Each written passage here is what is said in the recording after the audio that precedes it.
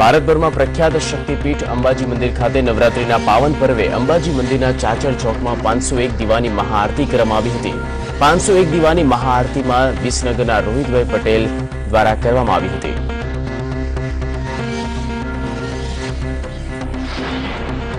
પોરબંદરમાં મહેર સમાજ દ્વારા ખાસ ગરબાનું આયોજન કરવામાં આવ્યું હતું, જેમાં મહેર સમાજના ખેલૈયાઓએ ભાગ લીધો હતો।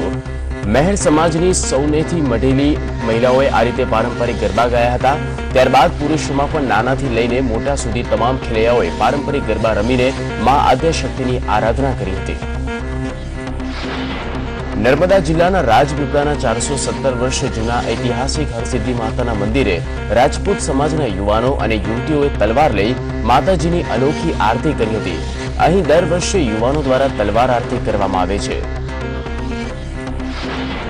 હરસિદ્ધિના પ્રટાંગણમાં રાજપૂત યુવાનો અને યુવતીઓ દ્વારા તલવાર મહાઆરતીનું સુંદર આયોજન કરવામાં આવેલ છે, જેની પૂર્વ તૈયારીઓ 4 મહિના અગાઉ યુવક અને યુવતીઓ દ્વારા કરવામાં આવેલી છે।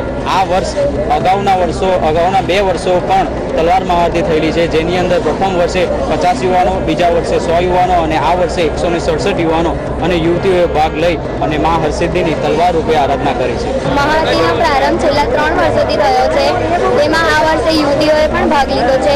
જે યુવતીઓએ ભાગ લીધો છે તેમાં પણ ખૂબ આનંદ થયો છે, એટલે આ વસ્તુ અમે આગલા વર્ષે પણ જાળવી રાખીશું તેવી ઈચ્છા છે। ગુજરાતના ગરબા સમગ્ર વિશ્વ માટે આકર્ષણનું કેન્દ્ર બન્યા છે। આ દ્રશ્યો છે નવસારીના દોરી રાસ ગરબાના, જે કૃષ્ણ યુગની યાદ અપાવે છે। ગુજરાતમાં વિસરાઈ રહેલી દોરી રાસની સંસ્કૃતિને ઉજાગર કરતા નવસારીના ગણદેવી શહેરમાં નવરાત્રીની સાચી સંસ્કૃતિના દ્રશ્યો જોવા મળે છે। ગુજરાતના લોકનૃત્યને ગિનિસ બુક ઓફ વર્લ્ડ રેકોર્ડમાં સ્થાન મળ્યું છે। પરંપરાગત તરણેતરના મેળામાં છત્રી ડાન્સ રજૂ કરાયો હતો। 1996 છત્રીઓ સાથે આ ડાન્સ રજૂ કરાયો હતો। ગુજરાતના મુખ્યમંત્રી વિજય રૂપાણીની હાજરીમાં તરણેતરના મેળામાં આ કાર્યક્રમ યોજાયો હતો। નવલી નવરાત્રીના અંતિમ નોરતા ચાલી છે, ત્યારે આ વર્ષે પણ ખેલૈયાઓએ માની ભક્તિમાં જબરો ઉત્સાહ દર્શાવ્યો। વરસાદના વિઘ્ન વચ્ચે પણ ખેલૈયાઓનો ઉત્સાહ વરસ્યો નહીં અને નવરાત્રીમાં રંગ જમાવ્યો।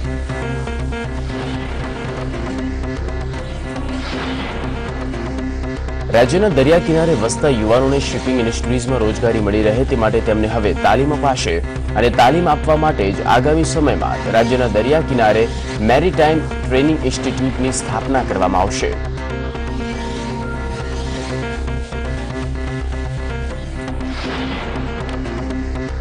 મોરબીના ધરમપુર ગામે છેલ્લા 10 દિવસમાં 3 બાળકોના શંકાસ્પદ મોત થયા છે, જેને પગલે ધરમપુર ગામમાં આરોગ્ય વિભાગ દોડતું થયું છે। પ્રાંત અધિકારી કેતન જોશી ઘટનાસ્થળે પહોંચી ગયા છે અને આરોગ્ય વિભાગે સર્વે હાથ ધર્યો છે। બનાસકાંઠા જિલ્લાના પાલનપુર શહેર રોગચાળાના ભરડામાં આવી ગયું છે। શહેરના કોટ વિસ્તારમાં રહેતા 500થી વધુ શ્રમજીવીઓ રોગચાળાના લપેટમાં આવી ગયા છે। જ્યારે તપાસ થઈ તો ખબર પડી કે પીવાના પાણી સાથે ગટરનું પાણી ભળી જવાથી પીડિતાઓને કમળાનો રોગ વકર્યો છે। પીવાઈ રહ્યા છે, પ્રાઇવેટ દવાખાનામાં લોકોને લૂંટ મળી છે। 11,000 રૂપિયા લેબોરેટરીમાં લે છે અને સવારથી સાંજ સુધી ડોક્ટરો ભાવ પૂછતા નથી। સિવિલમાં દાખલ કરવામાં આવે છે અને લેબોરેટરીનો રિપોર્ટ સાથે રાતે આવે છે, તે રાતે ડોક્ટરો જતા રહે છે, પછી તેને બતાવવું, કોઈ દવા કરતું નથી। લોકો હેરાન પરેશાન છે, તેની પાસે જવું, તમારું કોઈ નથી। હમણાં કમળાના કેસ દેખાયા છે, જે હિપેટાઇટિસ E વાયરસના કારણે થયેલા છે। સામાન્ય રીતે આ વાયરસ પાણીમાં મળ મિશ્રિત થવાના કારણે આ રોગચાળો થતો હોય છે। નાગોરી વાસમાં ગીચતા વધારે છે, પાણીની પાઇપલાઇનો છે આ ગટરમાંથી પાસ થાય છે। વલસાડના ઉદવાડામાં બેંકમાં ગઠ્ઠી રૂપિયા 2.5 લાખ લઈને ફરાર થઈ ગયું છે। બેંક ઓફ બરોડામાં કેશિયરને વિશ્વાસમાં લઈને ગ્રાહકના વેશમાં આવેલા રોકડા રૂપિયા લઈને ફરાર થયો। જો કે આ સમગ્ર ઘટના સીસીટીવીમાં કેદ થઈ છે। રમણભાઈએ આ અંગે પારડી પોલીસ સ્ટેશનમાં ફરિયાદ નોંધાવી છે। મેટ્રો રેલ પ્રોજેક્ટમાં નોકરી આપવાના બહાને છેતરપિંડી કરવામાં આવતી હોવાની ઘટના બની। સિક્યોરિટી અને કોમ્પ્યુટર ઓપરેટરમાં નોકરી આપવાના બહાને નાણાં આપવામાં આવતા હતા। નાણાં પડાવવામાં આવતા હતા અને જેમડી મેઇન પાવર સોલ્યુશન નામની કંપનીએ પૈસા પડાવ્યા હોવાનું બહાર આવ્યું છે। સુરત રેલવે સ્ટેશનના પ્લેટફોર્મ નંબર 2 પરથી બિનવારસી હાલતમાં પ્લાસ્ટિકની થેલી મળી આવતા દોડધામ મચી ગઈ હતી। થેલીમાંથી ડિસ્પ્લે ઘડિયાળ અને રેડિયોના પાછળની ડીશ વાયરિંગ જેવી સામગ્રી દેખાતા પોલીસ ચોંકી ઉઠી હતી। પ્લાસ્ટિકની બેગ શંકાસ્પદ હાલતમાં બિનવારસી જણાતા એમાં ઇલેક્ટ્રિક સાધનો હોય બોમ્બ અંગે શંકા જતા બીડીએસ ટીમને જાણ કરવામાં આવી. બીડીએસને જાણ કરતાં BDS team, police inspector Mahidharpura Sonara સાહેબ, વરસચા તથા અમારા આરપીએફ જીઆરપીના સ્ટાફ સ્ટેશન ઉપર આવી બીડીએસ મારફતે ચેક કરતા એ સાધનો એન્જિનિયરિંગ કોલેજના હોય એવું જણાય, કોલેજના વિદ્યાર્થીના હોય જણાય. કોઈ વાંધાજનક વસ્તુ મળી આવી. રાજ્યમાં હાઈ એલર્ટ વચ્ચે ઠેર ઠેર ચાંપતો બંદોબસ્ત છે અને આ વચ્ચે જ જામનગરના ઓખામાં મિસફાયરથી એક જવાનનું મોત થયું છે. ઓખાના દરિયામાં પ્રેક્ટિસ દરમિયાન મિસફાયર થતા કોસ્ટગાર્ડનું મોત થયું. જો કે આ મૃતદેહને પીએમ માટે જામનગર લઈ જવામાં આવ્યો છે. આ મૃતક જવાનનું નામ કેપી યાદવ છે. રાજ્યભરમાં આતંકની દહેશત વચ્ચે શુક્રવારે એક શંકાસ્પદ ઓખાથી ઝડપાઈ છે, જેને લઈને સુરક્ષા એજન્સીઓ દોડતી થઈ છે. મહિલા પાસેના માલસામાનની તપાસમાંથી જુદા જુદા પ્રકારના હાથીથી દોરેલા સ્કેચ મળી આવ્યા છે. આ સ્કેચ શા માટે એણે તૈયાર કર્યા હતા તેવા સવાલ ઉઠી રહ્યા છે. કોસ્ટગાર્ડે દરિયામાં સઘન ચેકિંગ હાથ ધરતા ભારતીય જળસીમા ઓળંગતી 100 જેટલી બોટના પાસ જપ્ત કર્યા છે. માછીમારી કરી રહેલા ગુજરાતી માછીમારો ભારતીય જળસીમા ઓળંગી ગયા હતા, ત્યારે દરિયામાં સઘન ચેકિંગ કરતી કોસ્ટગાર્ડની ટીમ દ્વારા 100 બોટને પરત લેવાઈ છે. પોરબંદરના દરિયા કિનારે સંદેશ ન્યૂઝની ટીમ મુલાકાત કરી રહી હતી. પોરબંદરનો દરિયા કિનારો આતંકી ગતિવિધિ કરવા માટે સોફ્ટ ટાર્ગેટ રહ્યો છે અને ભૂતકાળમાં અહીંથી આતંકીઓને પ્રવેશવામાં સફળતા પણ મળી ચૂકી છે. ત્યારે હાલમાં દરિયાઈ સીમા પર ભારતીય સુરક્ષા જવાનો સઘન પેટ્રોલિંગ કરી રહ્યા છે. આઈબીના ઇનપુટ બાદ દેશમાં હાઈ એલર્ટ જાહેર કરાયું છે. દરિયાઈ સુરક્ષા સઘન કરાઈ છે. ત્યારે સંદેશ ન્યૂઝના રિયાલિટી ચેકમાં સુરક્ષામાં છીંડા જોવા મળ્યા. કોસ્ટલ હાઈવે પરની ગોસાબારા ચેકપોસ્ટ નદનિયાથી જણાઈ હતી. મહત્વની ગણાતી ગોસાબારા ચેકપોસ્ટ પર કોઈ સુરક્ષાકર્મી તૈનાત નહોતા. આઈબીના ઇનપુટ છે કે રાજ્યમાં આતંકવાદી હુમલો થઈ શકે છે અને દરિયાઈ માર્ગેથી આતંકવાદીઓ છે તે રાજ્યમાં પ્રવેશ કરી શકે છે તેવી આશંકા છે. ત્યારે હાલ અમે ઉભા છીએ પોરબંદરની એક ગોસાબારા ચેકપોસ્ટ પર કે જે ભૂતકાળમાં પણ આતંકવાદીઓ છે ત્યાં ગોસાબારા કોસ્ટલ એરિયામાંથી તેઓ પ્રવેશ કરી ચૂક્યા છે. જો કે હાલ આ ગોસાબારા ચેકપોસ્ટ ઉપર કોઈ પણ પ્રકારનું ચેકિંગ જોવા મળતું નથી, કોઈ પણ પ્રકારની તપાસ પણ કરવામાં આવતી નથી. હાલ એક પણ સુરક્ષા કર્મી જે છે તે અહીંયા ગોસાબારા ચેકપોસ્ટ પર હાજર નથી. એટલે ક્યાંક ને ક્યાંક સુરક્ષામાં છે તે છીંડા જોવા મળી રહ્યા છે. ભૂતકાળમાં જે 1993માં જે બોમ્બ બ્લાસ્ટ જે થયા હતા બોમ્બેમાં, તેમાં જે ગોસાબારા ચેકપોસ્ટ પરથી જ એટલે કે ગોસાબારા કોસ્ટલ એરિયામાંથી જ જે આરડીએક્સ છે તે અહીંયા લેન્ડિંગ કરવામાં આવ્યો હતો અને 2 શખ્સો જે છે મમ્મુ મિયા પંજુ મિયા તેઓ પણ આમાં સંકળાયેલા હોવાની પણ વિગતો બહાર આવી હતી. ત્યારે હાલ આપ જોઈ શકો છો કે આ ચેકપોસ્ટ ઉપર કોઈ પણ પ્રકારનું ચેકિંગ નથી અને બીજી તરફ અહીંયા જે ચેકપોસ્ટ પરના જે કે સુરક્ષાકર્મી છે તે પણ ક્યાંક ને ક્યાંક હાજર નથી. એટલે કહી શકાય કે જે આખી રેડિયાળ તંત્ર જે તંત્ર સામે જે આવેલું છે સુરક્ષા તંત્ર અને કોઈ પણ સુરક્ષા કર્મી છે તે હાજર નથી. એટલે ક્યાંક ને ક્યાંક સુરક્ષામાં તે છીંડા જોવા મળી રહ્યા છે. કેમેરામેન વિનોદ શર્મા સાથે સંજય ટાંક, સંદેશ ન્યૂઝ, પોરબંદર.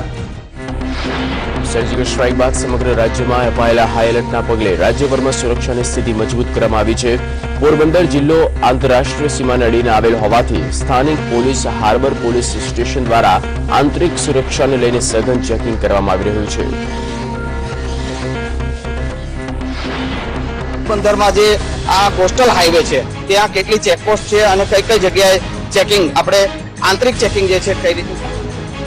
હાલ સર્જિકલ સ્ટ્રાઇક તથા ટેરરિસ્ટ એક્ટિવિટીને ધ્યાને રાખીને આઈબી તરફથી મળતા ઇનપુટને ધ્યાને રાખીને શહેરમાં મતલબ જિલ્લામાં બહારના જિલ્લામાંથી આવતા તમામ રોડ ઉપર તથા મરીન ચેકપોસ્ટ ઉપર આપણે મિયાણી મરીન ચેકપોસ્ટ છે, નવી બંદર મરીન ચેકપોસ્ટ છે, એ જ રીતે તમામ પોલીસ સ્ટેશનને પોતપોતાના એક પોઈન્ટ નક્કી કરીને ત્યાં વાહનનું સઘન ચેકિંગ બંને ટાઈમ કરવામાં આવે છે.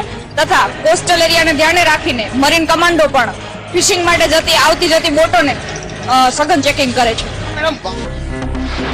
પાકિસ્તાને અપાયેલા જડબાતોડ જવાબ બાદ દેશ પર આતંકી હુમલાનો ખતરો મંડરાઈ રહ્યો છે. ત્યારે શુક્રવારે જમ્મુ કાશ્મીર, પંજાબ, રાજસ્થાન અને ગુજરાત એમ 4 સીમાવર્તી રાજ્યોના ગૃહમંત્રીની જેસલમેર ખાતે બેઠક મળી હતી.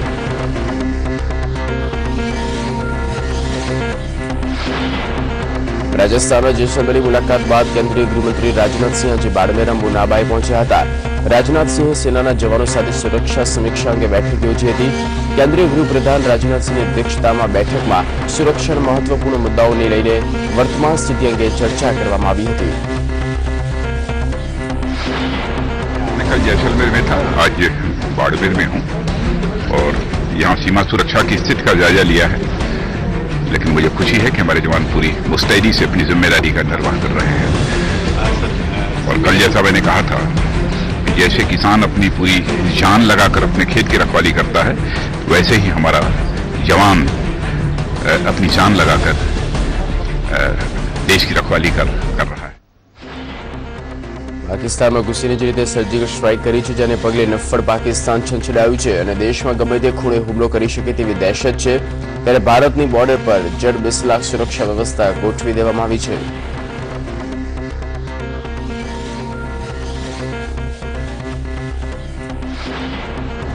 સીમાવર્તી રાજ્ય છે, ફેન્સિંગનું કામ ઝડપથી કરવું એવો ગઈકાલે નિર્ણય પણ થયો છે અને રણમાં થોડુંક ટેકનિકલી થાંભલા જે ખોલવાના હોય છે એ માટેનું પણ કાલ ગાઈડન્સ માંગ્યું છે અને સેન્ટ્રલે ખાતરી આપી છે. આપણી જે બોટ પણ જે ખરાબ હતી એને પણ આજથી જ ઝડપથી રિપેર કરવાનું પણ કામ શરૂ થઈ ગયું છે. એટલે સીમાવર્તી ઇલાકાઓ પર તાત્કાલિક યુદ્ધના ધોરણે બધા બોર્ડર સીલ કરવાના.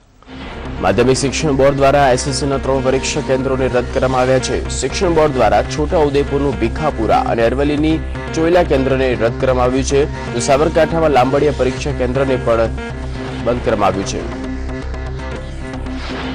મુખ્યમંત્રી વિજય રૂપાણીએ શનિવારના 4 નિગમના 170 કરોડની સહાય જાહેર કરી. વન ટાઈમ સેટલમેન્ટ અંતર્ગત સીએમ દ્વારા ઠાકોર વિકાસ નિગમ, ગોપાલક વિકાસ નિગમ, અલ્પસંખ્યક નાણાં અને વિકાસ નિગમ તથા ગુજરાત પછાત વર્ગ વિકાસ નિગમને સહાયની જાહેરાત કરી છે.